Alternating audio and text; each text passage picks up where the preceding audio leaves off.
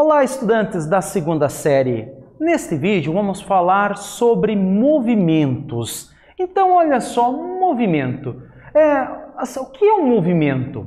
O movimento nada mais é quando um corpo ele se aproxima ou se afasta de um observador. Lembre-se que o movimento ele é relativo. Você está num ônibus e tem uma pessoa do lado. Se alguém perguntar para você, essa pessoa está parada ou em movimento? A sua resposta deve ser depende. Depende do quê? Depende do referencial, de qual ponto você está analisando o movimento. Para você, aquela pessoa está parada em relação a você. Agora, para alguém lá fora, vendo a pessoa em movimento com o ônibus, ela vai dizer que essa pessoa ela está em movimento.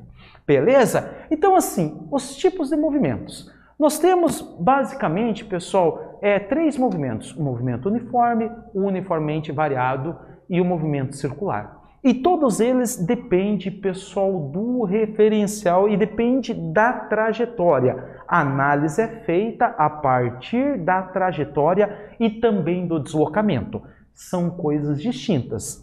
Dá uma olhada aqui, um objeto que sai deste ponto e chega no outro. A trajetória são as pegadas, é a distância percorrida, é por onde ele andou. E o deslocamento é a distância em linha reta. Então, lembre, são coisas diferentes. E é claro que esses conceitos eles valem para qualquer tipo de movimento.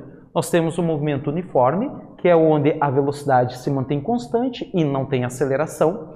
E nós temos o movimento uniformemente variado, que é o oposto. Ou seja, no movimento variado, você tem aceleração e a velocidade varia. Vale destacar que o papel da aceleração é fazer com que a velocidade varie. Se a velocidade não varia, não tem aceleração. Claro que ainda você tem o movimento circular uniforme, que é um movimento em que a trajetória é uma circunferência. Então, a trajetória é uma circunferência, então nós dizemos que é um movimento circular. Se a velocidade for constante, nós dizemos que é circular uniforme. Um detalhe importante, tudo que se move tem o que nós chamamos de movimento ou quantidade de movimento. A quantidade de movimento nada mais é do que o quanto de movimento que o corpo tem. Isso depende da massa e da velocidade. Por quê? Porque você calcula fazendo o produto da massa vezes a velocidade.